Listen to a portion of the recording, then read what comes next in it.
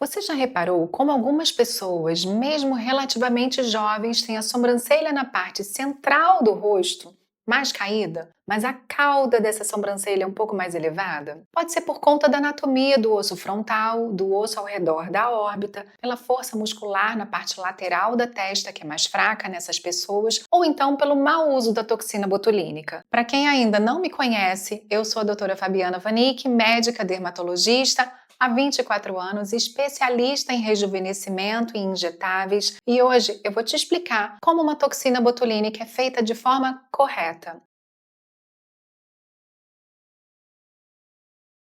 Para entender, precisamos olhar para o rosto de maneira mais completa. Ele é formado por uma complexa rede de músculos que tem funções complementares ou opostas. Alguns se ajudam, outros elevam e outros abaixam. Eles trabalham juntos, de forma equilibrada, para que nossas expressões sejam naturais. Quando a toxina é aplicada de maneira correta, ela atua educando esses músculos, equilibrando a tensão e prevenindo a formação de linhas profundas. Mas quando aplicada sem análise detalhada, pode enfraquecer demais onde a gente não quer. Por exemplo, nessa parte central da testa, o que pode deixar a cauda excessivamente alta, porque a musculatura da parte lateral segue ativada enquanto a do meio ficou parada. É assim que surge aquele efeito de cauda muito levantada, com o meio do rosto caído, o que altera a harmonia. E não é só uma questão estética. Esse desequilíbrio pode influenciar como o rosto envelhece, pois estamos enfraquecendo um músculo que mantém os olhos mais abertos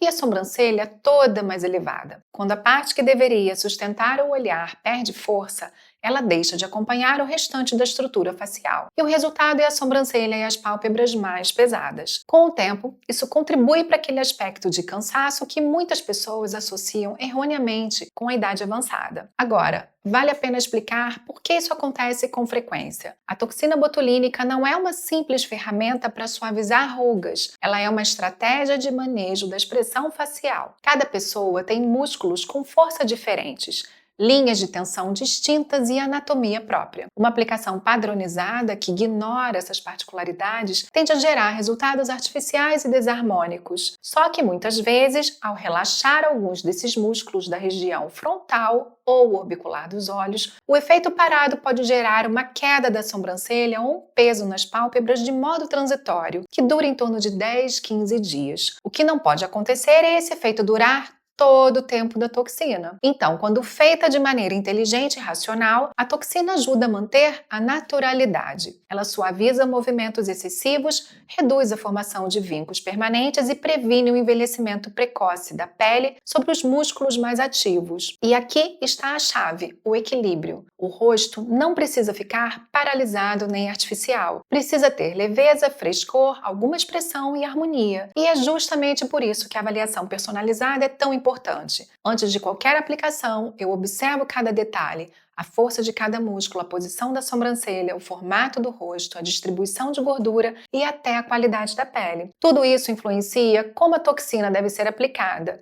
É uma verdadeira estratégia de planejamento facial, não apenas uma aplicação de um simples produto. Outro ponto que poucos percebem é o efeito cumulativo. Fazer uma aplicação esporádica, tipo uma vez ao ano, com um intervalo ainda maior, não ajuda em quase nada. E ainda, você vai ficar com um aspecto ótimo por uns meses e depois aquele efeito não ótimo vai se manter pelo resto do tempo, até você voltar. Assim, você perde a oportunidade de descansar sua pele dos movimentos e educar sua musculatura, o que conseguimos ao longo dos anos de tratamentos contínuos e repetidos. A musculatura não muda com o tempo, mas ela pode ganhar força em alguns locais e perder força em outros. Por isso, devemos acompanhar e tratar com estratégia e inteligência, sem repetir a mesma forma de trabalhar em todos os pontos do rosto. Devemos saber como acompanhar essas mudanças. Além disso, é importante lembrar que a toxina botulínica faz parte de um plano integrado de rejuvenescimento. Não adianta apenas relaxar músculos sem cuidar das camadas subjacentes da face. Pele, gordura, ligamentos e até os ossos influenciam na aparência final. Para manter o olhar leve e natural, precisamos pensar em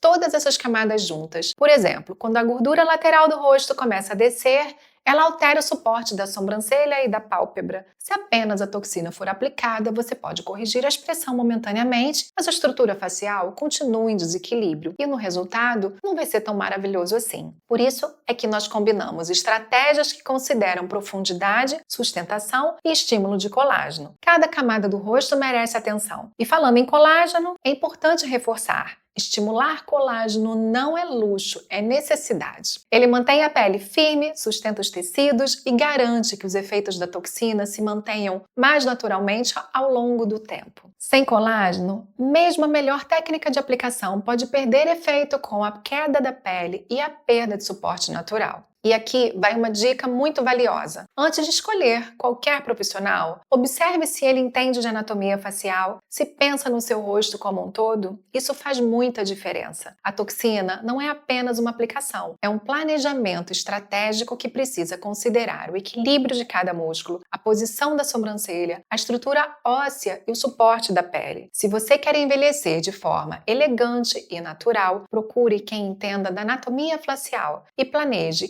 cada passo pensando no seu rosto como um todo. Até o próximo vídeo!